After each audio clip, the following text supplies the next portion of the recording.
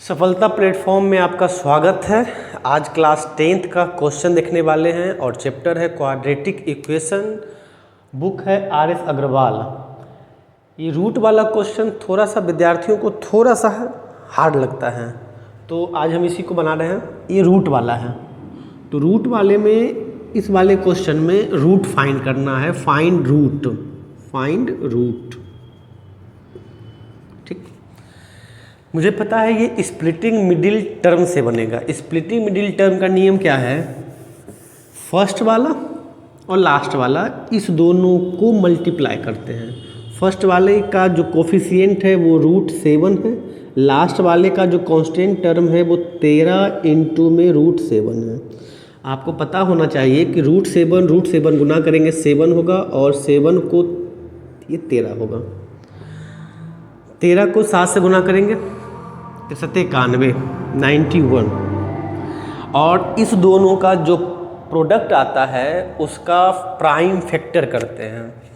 Prime factor के लिए इसको हम भागा देंगे। अब किससे ये कट जाएगा? तो सिंपल सा ये दिख रहा है कि अगर ये 7 बार में करते हैं तो 13 से कट जाता है। ओके, इस दोनों को इसको फैक्टर बोलते हैं। इस दोनों से प्लस माइनस करने पे 6 आना चाहिए। और याद रखिएगा ये साइन जो माइनस का है वो ज़रूर याद रखिएगा कि हमको माइनस का साइन होना चाहिए। और ये 7 है और ये 13 है, तो अगर 13 में से 7 गया 6 तो होगा, लेकिन माइनस का साइन नहीं आया। घटाना है लेकिन साइन लाना है माइनस का, तो हम बड़े वाले के आगे माइनस देते हैं, छोटे वाले के आगे प्लस, तो ये घटेगा, तो ये -6। मतलब ये वाला जो फैक्टर है सेटिस्फाई कर जाएगा।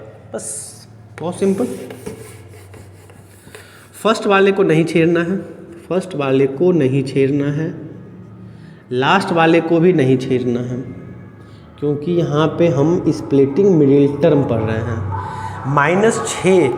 -6 के जगह पे ये रख सकते हैं -13x + 7x।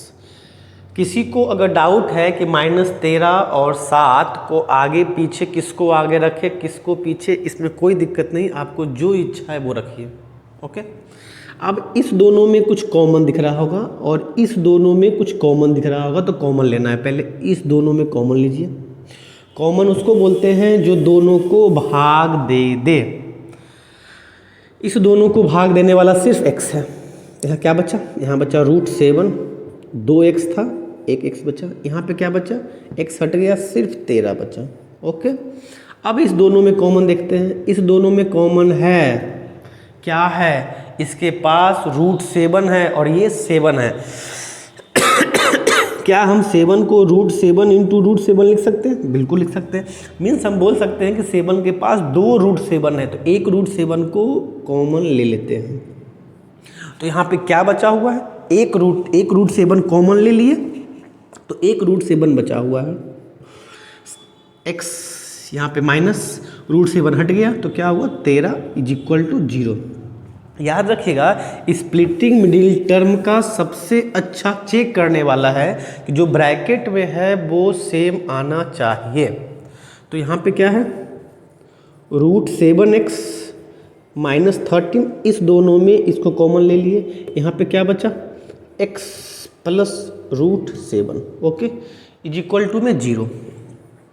ये अभी फैक्टर में है। जब भी दो प्रोडक्ट में होता है उसको फैक्टर में बोलते हैं। फैक्टर से रूट निकालने के लिए पहले इस वाले को 0 के इक्वल, फिर इस वाले को 0 के इक्वल। तो यहाँ पे करते हैं √7x -13 = 0, और दूसरा क्या है? x + √7 = 0। यहाँ से x निकालते हैं, √7x माइनस उधर गया तो प्लस में, x यहाँ पे है तो ये प्रोडक्ट में है, प्रोडक्ट वाला बराबर के उधर जाता है तो डिवाइड में। एक आंसर मेरा ये हो गया, और दूसरा आंसर हो गया प्लस वाला बराबर के उधर गया तो माइनस में, दूसरा हो गया -√7, second answer. Okay, thank you. Quadratic equation का ही ये दूसरा क्वेश्चन है कि फर्स्ट में क्या था, फर्स्ट क्वेश्चन में रूट जो था फर्स्ट में था और रूट लास्ट में था। इस वाले क्वेश्चन में रूट बीच में आ गया। नियम वही है, स्प्लिटिंग मिडिल टर्म से रूट फाइंड करना है। फर्स्ट वाले को और लास्ट वाले को गुना करना है तो क्या आएगा, 6 आएगा। 6 को प्राइम फैक्टर करेंगे तो 2 और 3 आएगा। देखेंगे बात इससे बनता है कि नहीं। फर्स्ट वाले को नहीं छेड़ना है और लास्ट वाले को भी नहीं छेड़ना है। फर्स्ट वाले को नहीं छेड़ना है और लास्ट वाले को नहीं छेड़ना है। क्या 2 और 3 से ये बनेगा? बिल्कुल नहीं बनेगा। जब भी मिडिल में रूट रहे, जो भी रहे, तो हम इसको 2 भाग में, 6 को 2 भाग में बांटेंगे।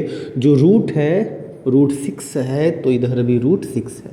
अगर यहाँ रूट 2 होता तो यहाँ भी रूट 2 देते, यहाँ भी रूट 2 देते। ठीक, अब इसको क्या करें जो -2 रूट 6 बन जाए। तो इस दोनों को जोड़ेंगे तब ना 2 बनेगा।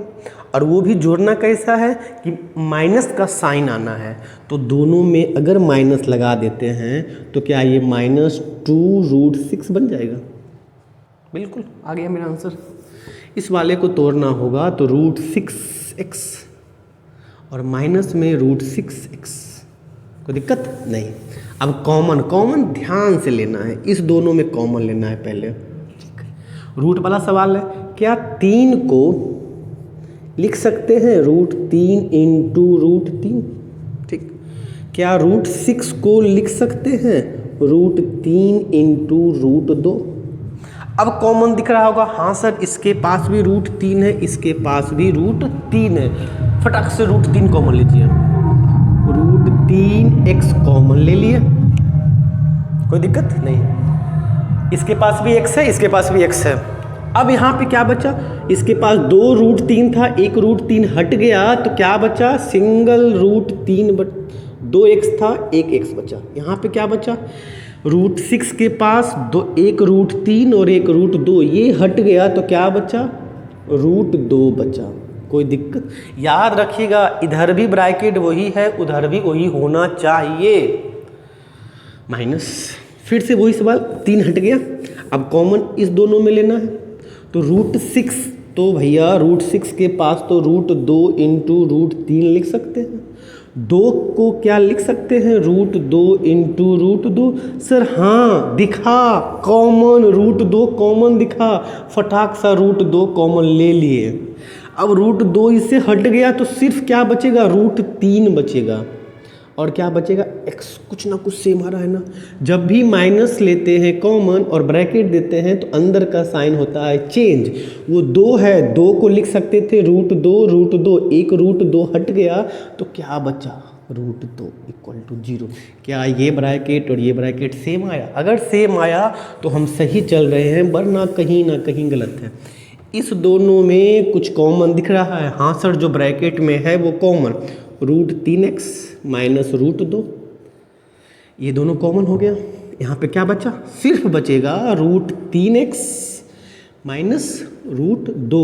अब ये अभी तक फैक्टर में है, क्लास 9 में फैक्टर निकालना सीखते थे, अब यहाँ पे रूट निकालना सीख रहे हैं। तो जो फैक्टर है उसको 0 के इक्वल करते हैं, root 3x minus root 2 equal to 0। इस वाले को 0 के इक्वल, फिर इस वाले को root 3x minus root 2 equal to 0। यहाँ से x निकालते हैं, दोनों का आंसर सेम ही आएगा। रूट 3x माइनस वाला उधर गया तो रूट 2x निकालेंगे तो रूट 2 इंटू रूट 3, यहाँ से भी वही निकलेगा। तो डायरेक्ट लिख सकते हैं x equal to root 2 upon में रूट 3। क्लास 9 में पढ़े थे रेशनलाइज।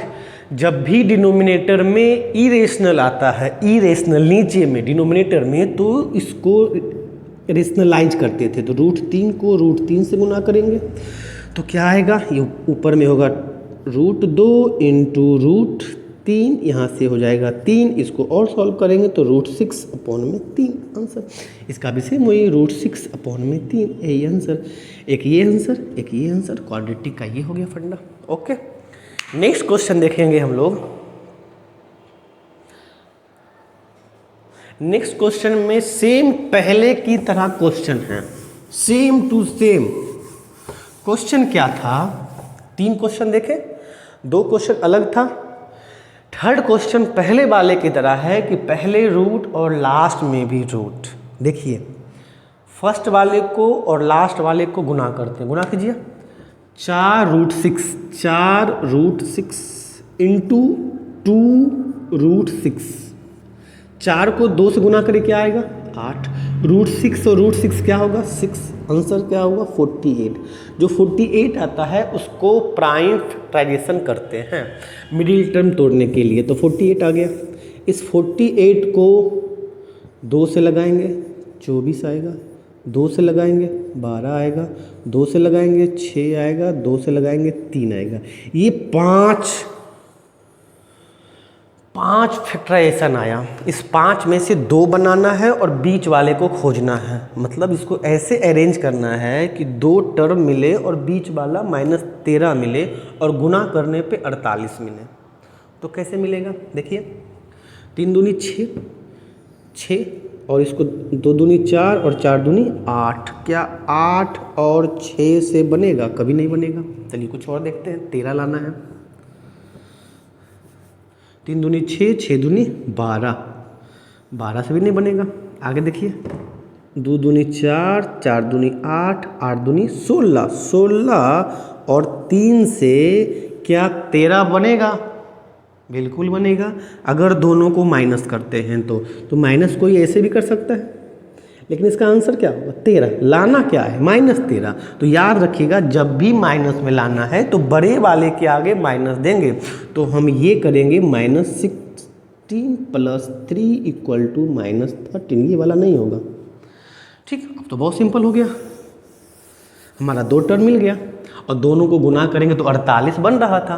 फर्स्ट वाले को नहीं छेड़ेंगे, लास्ट वाले को भी नहीं छेड़ेंगे। ये मिडिल टर्म है इसीलिए मिडिल वाले को ऐसा तोड़ो, तो हमको यहाँ तोड़ने के लिए टर्म आ गया 16x + 3x। अब कॉमन लेंगे तो कॉमन 2 के बीच में होता है, इस दोनों के बीच में आएगा, ठीक। 4 इसको भी भागा देगा, 4 इसको भी भागा देगा, तो क्या आ जाएगा 4 और √6 बच गया और इसके पास क्या बच गया 4 बच गया, ठीक है। क्या आप देखिए इसके पास क्या बच गया √6 और इसके पास क्या बच गया 4 बच गया। क्या हम इसको लिख सकते थे 2 × √2 बिल्कुल सर। और क्या इसको लिख सकते हैं ना 3 × √2। अब कॉमन दिख रहा होगा, हाँ सर √2 कॉमन दिखा, तो √2 कॉमन ले लीजिए। इसमें से √6 में से √2 कॉमन हो गया, तो क्या बचा x भी कॉमन होगा क्योंकि दोनों में है, तो यहाँ पे √3 बचा। कोई दिक्कत, 2x था 1x बचेगा। 16 में से 4 तो पहले ही हट गया, फिर 4 बचा, फिर 4 में से एक √2 हटा दिए तो क्या बचा, तो 2√2 बचा। अब इस दोनों में आइए, ये कॉमन है उधर भी वही आना चाहिए, तो यहाँ पे क्या है एक √3 और एक और √3, तो सर हम बोल सकते हैं ये 3 है तो इसको लिख सकते हैं √3 × √3, ठीक। और वो 6 है तो उसको लिख सकते हैं √3 × √2, कॉमन दिखाना √3, तो ही हम बोल रहे थे √3 कॉमन लेंगे तो यहाँ पे क्या बचेगा 2 √3 में से एक √3 कॉमन, x बचा -2 बचा, √6 में से √3 हट गया तो क्या बचा √2 = 0। क्या ब्रैकेट वाला सेम है? सेम है, मतलब हम सही जा रहे हैं। अब इस दोनों में कॉमन क्या, तो पहले ब्रैकेट वाला जो कॉमन दिख रहा है उसको लीजिए √3x - 2√2। यहाँ पे कॉमन क्या दिखा 4 √2x, साइन है प्लस का, +3 = 0। ये फैक्टर में है, अब फैक्टर से 0 निकालना है तो पहले इसको 0 के इक्वल करेंगे। √3x - 2√2 = 0, 4 √2x + √3 = 0। अब यहाँ से x निकालते हैं तो √3x माइनस उधर गया तो प्लस में 2√2, x निकालेंगे तो गुना वाला चीज़ जब उधर गया तो भागा में 2√2 अपॉन में क्या √3। यहाँ से क्या निकलेगा 4 √2x, प्लस वाला उधर गया तो माइनस में x निकालेंगे तो प्रोडक्ट अगर उधर जाता है तो डिवाइड में होता है 4√2। अब रेशनलाइज करेंगे तो दोनों तरफ ऊपर नीचे √3 से गुना कर देंगे, इधर में सिर्फ √2 और √2 से भी गुना करेंगे तो काम चल जाएगा। √3 करेंगे तो 3 आ जाएगा, आगे बना लीजिएगा। Okay, thank you very much.